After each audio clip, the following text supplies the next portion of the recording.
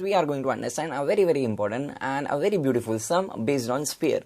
Now this is the question we have in front of us. Let's understand the question with the help of the figure. It says that metallic spheres of radii 6 cm, 8 cm and 10 cm respectively.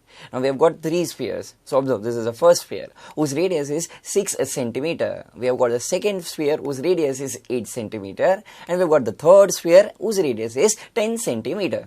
Let's write the same in the solution. We can say that for the metallic spheres, the radius of the first sphere, that is R1, is equal to 6 cm. The radius of the second sphere, that is R2, is equal to 8 cm. And the radius of the third sphere, that is R3, is equal to 10 cm.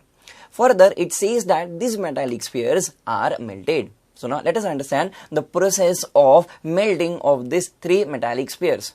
Observe, this is the container we have.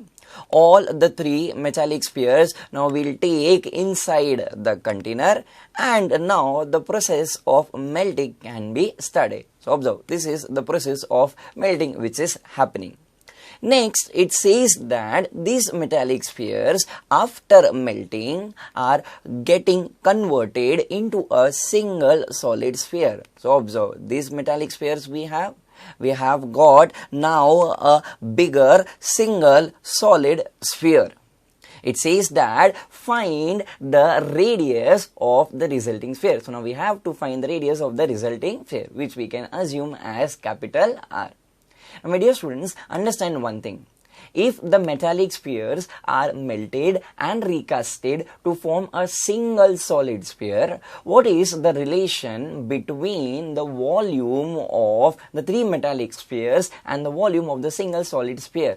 Yes, we can say that they are equal. So now we can say that volume of three metallic spheres is equal to the volume of the bigger sphere.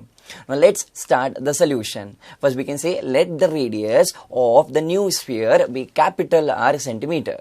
Now we can say that volume of three metallic spheres is equal to volume of bigger sphere. This we can write as volume of bigger sphere is equal to volume of three metallic spheres. Now let's first focus on volume of bigger sphere. What is the formula to find volume of a sphere if we have assumed the radius of the new sphere as capital R? Yes, it is 4 upon 3 pi capital R cube.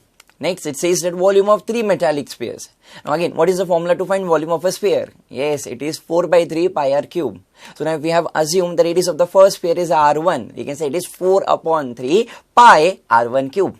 If we have assumed the radius of the second sphere is R2, we can say it is plus 4 by 3 pi R2 cube. And if we have assumed the radius of the third sphere is R3, we can say it is plus 4 by 3 pi R3 cube. Let's proceed further. On the right hand side, we can take 4 by 3 pi common. So in the brackets, we are left with R1 cube plus R2 cube plus R3 cube. Now let's cancel 4 by 3 and 4 by 3. Also, we can cancel pi and pi. So we are left with capital R cube is equal to R1 cube plus R2 cube plus R3 cube. Now let's substitute the values. We have capital R cube is equal to the value of R1, that is the radius of first sphere, is 6. So we'll write 6 cube. The value of R2, that is the radius of second sphere, is 8. So we'll write plus 8 cube. The value of R3, that is the radius of the third sphere, is 10. So we'll write plus 10 cube. Now let's take the cubes of it. We can say that capital R cube is equal to the cube of 6 is 216, the cube of 8, yes, it is 512, and the cube of 10 is 1000.